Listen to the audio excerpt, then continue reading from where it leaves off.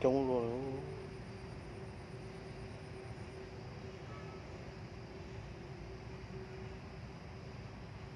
Vì thế nên sẽ gấp lát không thế rồi.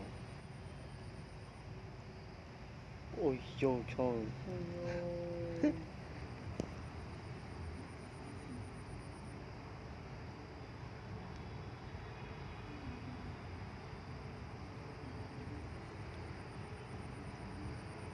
Ô, chúng ta rồi. Trời. Tôi trâu dài trên đó sao? Nhớ lo có bên thà Hay trong bọn đó. chúng ta nhớ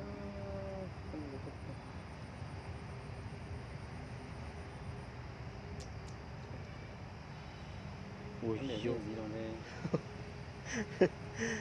Lên lo đấy. nó đông thái ta cái nó đông À, nó đông thái đó nó tôi muốn ta chứ.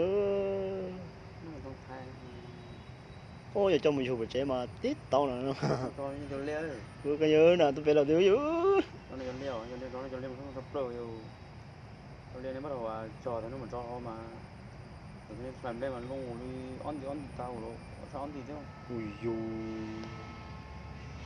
sao tôi bạn mẹ bị mà nhập phố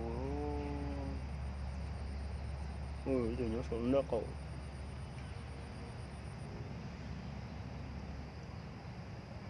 ta có thấy ta tôi tòng nó có khó Dạ này thì tôi về thế lời rồi. tôi trồng phố bằng nó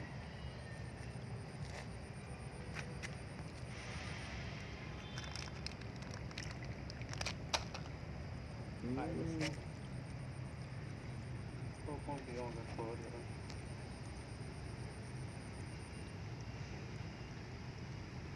Xem dùng chè nè.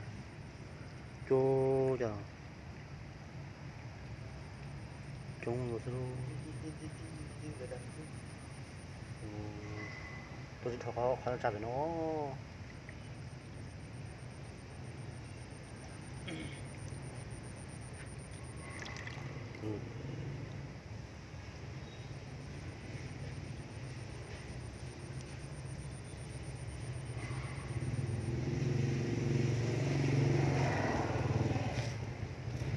Tôi phải tả nữa rồi. Ui.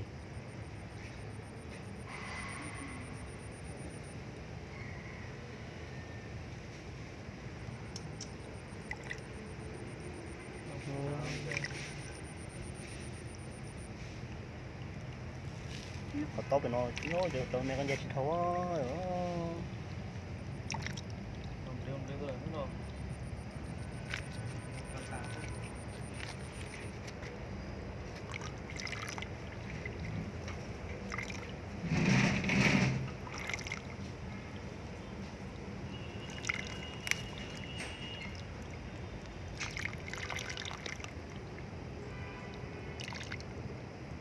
Vô.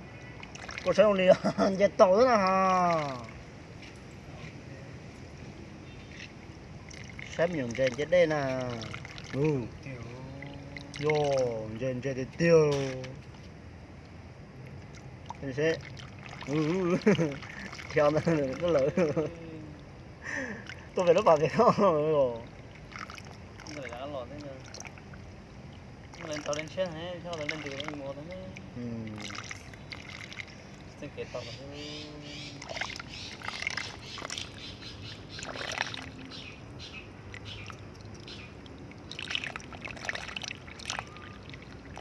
Ôi tài ơi.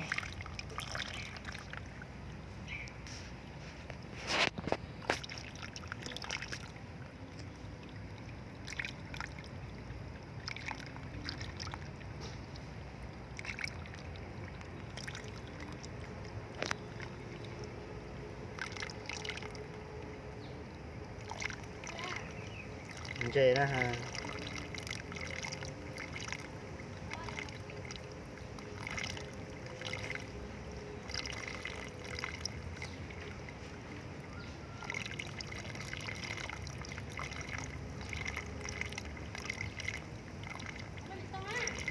À, đi đâu?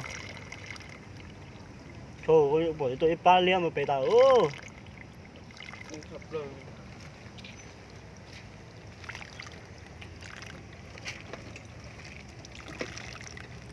Ôi trời, con vật tài nó vậy mà.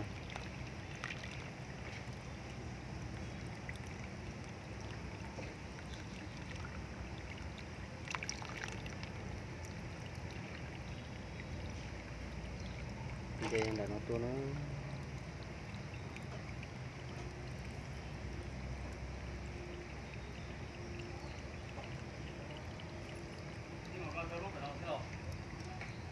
à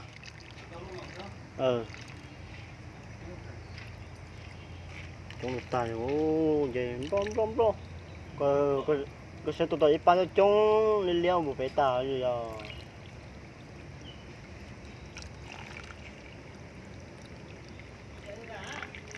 Rồi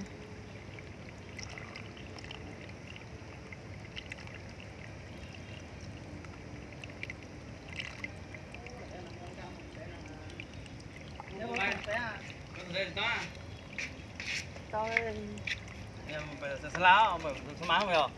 Mà con. Cho nó làm gì làm gì đó. rồi cá cuội rất là lâu Có con bông ít bọt tù. hầu nó chỉ một họ có sự con cùng có tu phải nó với cái liên tục về đâu Chúng là bây giờ ấy cái thật sự xả lò là phải lò đó. chỉ đẹp của thế là dòng Chơi đấy.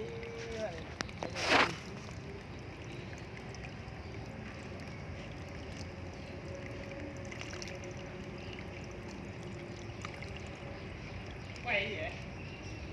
cá Cá đâu? đấy Lên đầy nhiều quá cá con lắm.